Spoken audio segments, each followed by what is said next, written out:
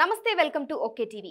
National crush Rashmika hero Vijay Deverakonda గురించి rumours చాలా కాలం నుంచి చక్కర్లు కొడుతున్నాయి. వీరిద్దరూ ప్రేమలో ఉన్నారన్న వార్తలు హల్చల్ చేస్తున్నాయి. ఈ మధ్య న్యూయార్క్ లో జరిగిన ఇండియా డే పరేడ్ లో ఇద్దరూ కలిసి కనిపించడంతో ఈ పుకార్లకు మరింత బలం చేకూరింది.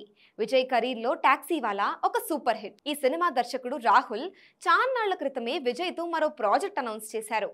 ఇప్పుడు ఈ సినిమా పట్టాల పైకి వచ్చింది. హైదరాబాద్ లో ఎలాంటి హడావిడి లేకుండా సైలెంట్ గా షూటింగ్ మొదలైంది.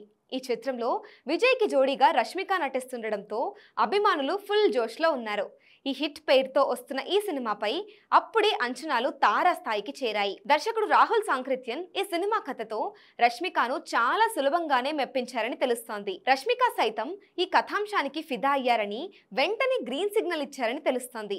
ఈ ప్రాజెక్ట్ ను ప్రముఖ నిర్మాణ సంస్థ మైత్రి మూవీ మేకర్స్ నిర్మిస్తోంది. ఈ సినిమా కథాంశం గురించి కొన్ని ఆసక్తికర విషయాలు వెలుగులోకి వచ్చాయి. 1854 నుంచి 1878 మధ్య బ్రిటిష్ పాలన నేపథ్యంలో జరిగిన ఒక కథను తెరకెక్కిస్తున్నట్లు సమాచారం.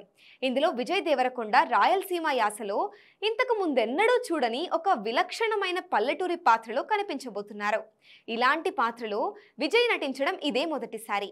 ఈ చిత్రం కథలో ఎమోషన్స్, యాక్షన్ సన్నివేశాలు చాలా బలంగా ఉంటాయని రాహుల్ ఈ కథను అద్భుతమైన స్క్రీన్ ప్లేతో తెరకెక్కిస్తున్నారు. అంతేకాదు ద మమ్మీ ఫేమ్ నటుడు ఆర్నాల్డ్ వాజ్లీ ఈ చిత్రంలో ఒక కీలక పాత్ర పోషిస్తున్నట్లు తెలుస్తోంది. ఒకప్పుడు గీతా గోవిందంతో బ్లాక్ బస్టర్ హిట్ కొట్టిన విజయ్ దేవరకొండ రష్మిక జంట డియర్ కామ్రేడ్ తో ఆశించినంత విజయం సాధించలేకపోయింది. అయినప్పటికీ వారి మధ్య ఉన్న ప్రత్యేకమైన బంధం కొనసాగుతూనే ఉంది.